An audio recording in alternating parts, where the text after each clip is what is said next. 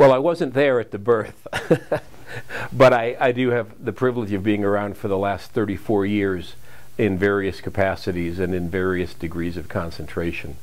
But I think what's really remarkable is if you especially look at what I'll call the modern era, which is particularly since staff was hired, Hal Trumbull in 1972, after the silver medal in Sapporo, became the first employee of USA Hockey. And that was really a sea change for the organization. And when we began to institute processes to register teams, which moved on in the 1990 period into individual player registration, the creation of education programs, safety programs, and then especially in the last 15 years, a much higher concentration on high-performance player development. It's really been remarkable. And now today, with almost 600,000 members, a coast-to-coast sport, thanks in part to NHL expansion, the addition of women's hockey and sled hockey to our business portfolio. It's one of the most broad-based national governing bodies in America, and I know that Tommy Lockhart and Thayer Tutt and Hal Trumbull and others like them would never have dreamed but would be so proud of what this organization looks like today. Walter Bush has been, as much as anybody, the face and the leader of this organization for his 50-plus years of involvement with USA Hockey. He has been not only a general manager of national teams, the head of our international council, a vice president, a longtime member of our executive committee, president of USA Hockey for almost 20 years, our chairman, for the last several. As much as anybody else who's not a player, and maybe as much as anybody else, period, Walter is USA Hockey to so many people, and he has helped guide us through a period of incredible growth, of evolution. He is absolutely, of all of the volunteers on the planet, deserves as much credit as anybody for the addition of women's hockey at the international level and the Olympic Games. And he is still, to this day, a fount of knowledge, our conscience, a source of so much motivation, and always so much humor.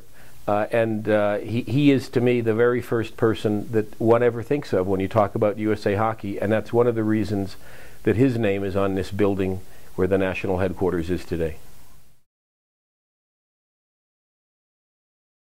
That's been around as long as USA Hockey. It's hard to pick out just a handful of great moments, but there are some that pass the test of time and that you think about. Certainly the 1960 gold medal in Squaw Valley, because it was a first. It is something that we don't forget. We had a reunion of the team in 1995 in Tampa, Florida. We see many of those players still today at various functions and events. They did it before anybody else, and they did it in as spectacular fashion as one could. 1980, probably more visible because of the evolution of technology and television and the promotion of the Olympic Games. A huge catalyst for American participation and to inspire a lot of kids to take up the game of hockey. It was probably the first touchstone event that might have motivated elite athletes to say, I want to try this sport, when they otherwise might have gone into another. 1996, the World Cup of Hockey, of course, the National Hockey League players, a bit of a preview of their participation in the Olympics that would follow. And we came from one game down in a best-of-3 final to beat Canada in Canada. That was a tremendous event, and I think solidified our relationship with a lot of people in the National Hockey League. And I've got to put the women's gold medal in Nagano very, very high in that list, because you only get one chance to be the people that do something first. That was the very first Olympic women's ice hockey tournament. We did not go in as the favorites. We went in as favorites to play in the championship, but not as the favorites to win, but we did. And that's certainly an event that we hang our hat on. There's another event people forget about, I think, and that's 1933 in Prague. It's the only IIHF Men's World Championship the U.S. has ever won.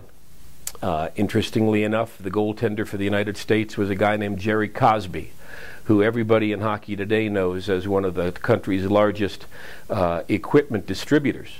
And he and his company, his family, still have their headquarters and their retail outlet right near Madison Square Garden. But I think we have a lot of firsts, and those are the ones that stick with you. They get the attention, they get the headlines, but there's been so many others in terms of the growth of our volunteer corps, the rise of our women's hockey program and our girls and women's section, the initiation of our national team development program in Ann Arbor. And I think while administratively interesting, what we've done with our coaching education program, our officiating education program, and now our safe sport program are steps that were early for a national governing body or for a youth sports organization, and which now so many other people emulate. It's hard to imagine a rate of change that would be any faster than it has been for the last 15 years. But everything seems to go faster and faster, so I'm sure I'll be proven wrong. One of the goals that I think we would like to set for ourselves, and it's not unrealistic, and that is to be perceived as the greatest hockey country on the planet. In terms of our participation numbers, Canada and the U.S. dwarf the rest of the world combined. It's a very close race in terms of who has more people playing. They have some issues in Canada, including a birth rate to non-Indigenous populations, which means they got to sell hockey harder and in a way they haven't before. Whereas we have such a huge population and so much headroom and potential to add more and more players because of our population size. Hampered by having a stagnant number of ice surfaces in the country. Hopefully in the future we'll be able to see another rink boom. But I think both in terms of the size of our organization and our sport, as well as our on-ice success, where so often we use Canada as our measuring stick. We're getting closer and closer to them. They know that.